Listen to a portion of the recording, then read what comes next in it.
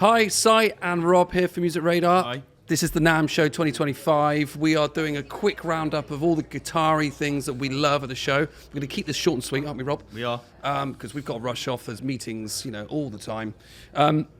First of all, before we dive into like what we're going to be sort of picking out particular products, we can talk about a few trends, things that have been happening. Yeah. So, main trend for you, Rob? Well, Fender are back. First NAMM show since 2020. I think so, since the pandemic. But it's behind closed doors. Then the booth wasn't open to the public. It was there was an event on one of the evenings where you could view the new and forthcoming releases. And the big thing that ties into the trend is affordability. Fender have made a big statement with the Standard series, which is a $599, £499 range of Strats. Yeah, really good. And just above the P-basses. Squire, isn't it? Yeah. That's pitched at that. Indonesian made. Mm-hmm. Really interesting move by them, opening up a whole new kind of range of affordability, really. Yeah. And the big news for me is that the Acoustasonic is in that range. Oh, yeah. Which is something Andy Mooney mentioned to us 2 years ago, maybe. In an interview he did say that, talked about Far Eastern Acoustasonic. Okay. Everyone thought he meant Squire. He didn't. He meant this range. Yeah, there we are. I had a quick go on it. I couldn't plug it in, but it felt good. It felt, it felt like an Acoustasonic. Yeah. A really, really nice, accessible guitar. Appointment-only stands have been a big thing, haven't they? Yeah. Because Gibson, ESP, PRS, yeah, they've all been doing it. So yeah, those stands are usually just bedlam. Absolutely and rammed you most can't of the time. move. Yeah. So we were able to look at things and have a bit of space, but it would have been nice, to be honest, for the public.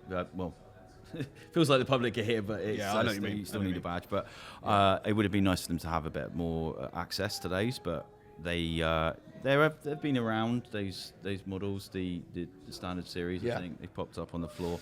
One last trend. Solid state amps. Yeah, solid state amps. Having a moment. Used to be a dirty phrase, didn't it? But I don't know why. Most of us grew up with solid state amps. Yep. And particularly the decade. Now they've brought out the... Yeah, Josh Homme. I've always said it as Homme wrongly, I think. I still do. Yeah. That's fine. He's put his name, it's apparently the secret of the Queens of the Stone Age tone. A little 10-watt amp. It's coming back, $299 with a few tweaks. 3-band EQ now. Yeah. XLR out for recording, speaker outs, and there's an optional extension cab. Yeah, I love that. Little stack. 149, sorry. Awesome. Bass and treble, boost switches, foot switchable, normal and saturation channels. So it's got some nice bells and whistles on it. Yeah, some I like people that. will still look down their nose at such an amp, but I think it's really fun, really accessible, and his name next to it says a lot. Yeah, it does. The guy knows great guitar tone, and not just PV though. Orange. yes, Orange O-Tone 40, single channel, no nonsense, solid state amp. Yeah. So Perfect. Yeah, it's good to see. Solid state, good for pedal platform, that sort of thing. Yeah, does a trick. All good. All right. Okay, so let's dive into a few actual products, sort of particular products that you were very enamoured by. LR bags. Yes. It's already been announced and it's already available to buy. This is its first big show. It's the AEG1, which I think is a bit of a watershed moment for electroacoustic tone. Yeah. It uses it's their first. Although Lloyd Baggs began as a guitar builder, this is the first LR Baggs guitar. Yeah.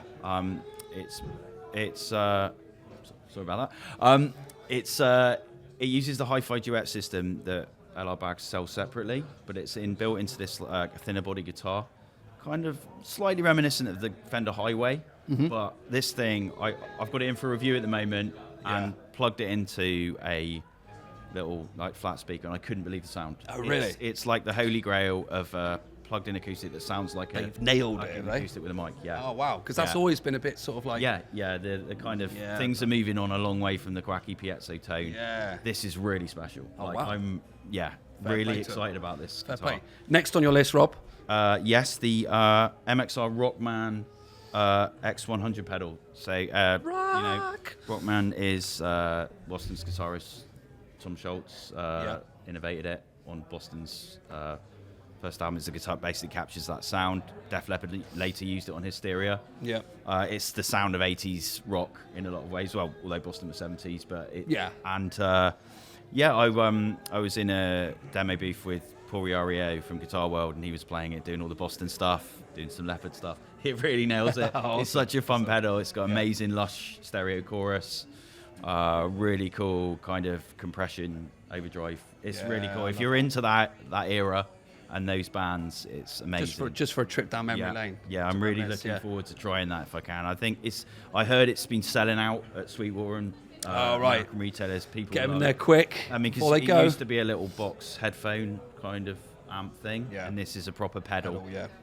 So yeah, it's really cool. Okay. Yeah, I really liked it. Another one. Throw more. I mentioned the Fender Standard Series. I just think that's a great thing for more players to be able to play it by an actual Fender guitar. Yeah. Not what we've seen with other brands where they've upped the price of their other Epiphones. I just think it's a really strong statement. Really strong statement. Love it. Yeah, and just widening the appeal. The Jackson Surfcaster's reappeared. Mm-hmm. That's another Fender family brand. Really sleek black, mid-price. I can't remember offhand, but it's like middle, above $700. Yeah. Really, really cool for another like a new generation of metal players. Offsets. Well, I won't say they're having a moment. They're always popular, aren't they? Yeah, they are there. Yeah. No, they're quite often, yeah. My favourite thing I've seen is the Imperial Tone King amp pedal on the boutique amp stand. Loving this. I love like amp pedals, but this is a special one. It's to buy this amp is like $2,700. Sorry, I keep talking in dollars, but that's Google. In the US. It's really, really cool. Very hard to hear through headphones. It's so noisy out on the show floor. I cannot, it's crazy. It's crazy. But it's really exciting. 3 tubes. It's like it's like a successor on Evolution from the Friedman pedals that they did. Yeah. It's the Imperial, it's a really expensive amp. It's an amazing sound. Anyone who's used the Neural plugin will know it's a great amp. Yeah. You were saying you can bypass the preamp on it. Yes, you just can. Use the reverb, right? Yeah, it's got onboard cab sims. It's got XLR out. It's got onboard effects loop. It's got multiple outputs. Yeah. Proper versatile. Yeah, I haven't even got a press classic release on this, so sorry if I get anything slightly wrong. No, it was really impressive. Yeah. It's coming in April. $599 is what I'm hearing. Yeah. Don't hold me to that. We'll definitely get one in, right, for review. It sounds like it's getting a bit of excitement. People, it's definitely for good reasons. I think it's quite special. Opening, again, accessibility. Opening up a really expensive amp to new ways of using it, direct and to more wallets, to people's budgets. So, yeah, that seems to be a bit of a theme this year. Budget, yeah. Well, that's what I'm seeing anyway. Have you got any more? I think that's it for now. So I'm going to throw something in here. Yes. Right? Because absolutely opposite to budget stuff is that circle guitar I've seen. Okay. So it's West Country kind of based. Well, they kind of were, transatlantic actually. But we had a we checked it out yesterday. It's this crazy, it's got the sort of the wheel. You can sequence it out of Ableton. Oh, okay. It's got I heard something about this. Yeah, I haven't seen it yet. The pickup, the split pickups. Yeah. So much control. It can do lots of crazy things, and it's sort of expanding what the guitar can do, right? Yeah. It's not cheap. It's the absolute opposite of all the stuff we've been talking about. Right. It's about 10 grand, roughly. Okay. But it's a kind of proof of sort of concept yeah. that Innovation. like people are pushing the envelope on what a guitar can do. Yeah.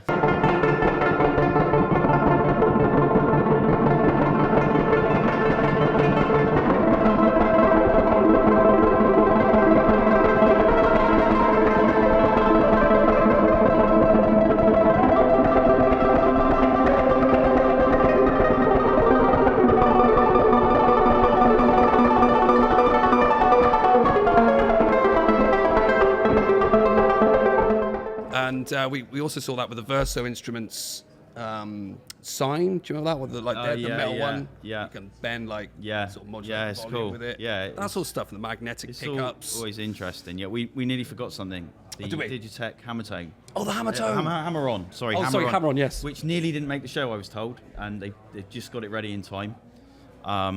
You saw the demo while I was. Yeah. I had a little play with it. It's just versatile, sort of pitch madness. It does everything. Yeah. the sequencing function was probably my favorite bit. You can just dial in up to sort of 5 notes and just send them all over the place, and you can just play these crazy arpeggiations, and that's awesome.